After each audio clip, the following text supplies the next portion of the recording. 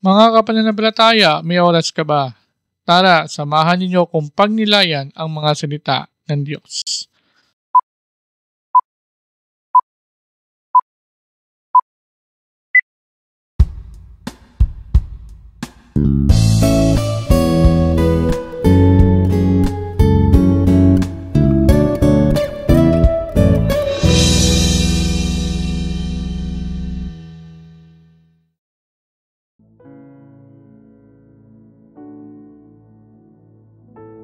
Ang wakas ng mabuting balita ng Panginoon ayon kay San Lucas.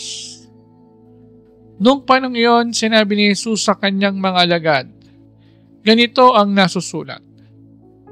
Kinakailangang magbata ng hirap at mamatay ang Mesiyas at muling mabuhay sa ikatlong araw.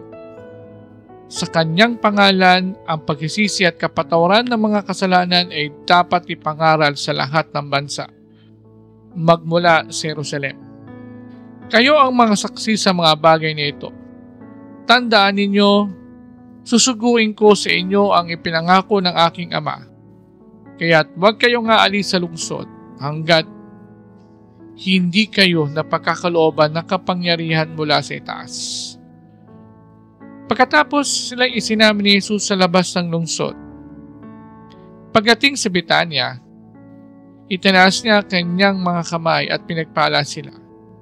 Samantalang iginagawad niya ito, siya na may lumalayo paakyat sa langit. Siya ay sinamba nila. Pagkatapos, sila'y nagbalik sa Jerusalem, taglay ang malaking kagalakan. Palagi sila sa templo at dooy nagpupuri sa Diyos.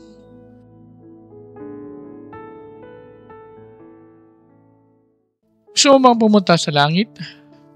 Mga kapananampalataya, tayo ay nasa 7 linggo sa panahon ng muling pagkabuhay ng Panginoon. Ngayong linggo ring ito ay pinagdiriwang natin ang kapistahan ng pagkakyat ng Panginoon sa langit o mas kilala sa tawag na Ascension Sunday. Marahil isa sa mga katanungan ng iba sa atin ay kung may langit nga ba? Siyempre, wala naman sa atin na marahil ay nakarating na sa langit. Subalit, tandaan na bilang mga naniniwala at sumasampalataya kay Jesus, tayo ay dapat maniwala na mayroong langit. Sabi nga ni Father Joseph Villanueva, ang tinutukoy nating langit ay isang kalagayan sa piling ng Diyos.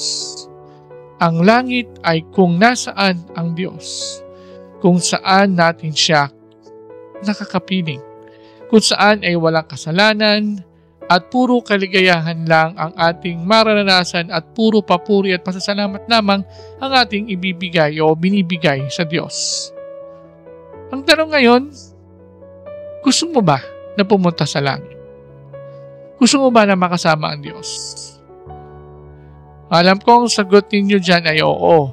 Subalit, karamihan sa atin ay magsasabi na ayaw pa nilang mamatay. Ang katotohanan ay mamamatay tayo balang araw. Mamamatay tayo na may pag-asa sa pangako ni Jesus na muling pagkabuhay. Nakasama at kapiling ang Diyos sa paraiso. Ito, yung isang bagay na dapat nating pagsumikapan na makamtan sa buhay natin. Harinawa sa pagpapatuloy natin sa paglalakbay sa buhay pananampalataya, patuloy tayong magsumikap na gumawa ng tama at nararapat sa mata ng Panginoon upang balang araw ay makamtan natin ang malawalhating pagpasok sa kalangitan kasama ang Diyos. Sa putong ito, samahan ninyo ako sa isang panalangin. Panginoon, tulungan po kaming mapagsukmikapan na makagawa ng mga bagay na naayon sa inyong kalooban upang balang araw ay tuluyang kami makapasok sa inyong kaharian sa langit. Amen.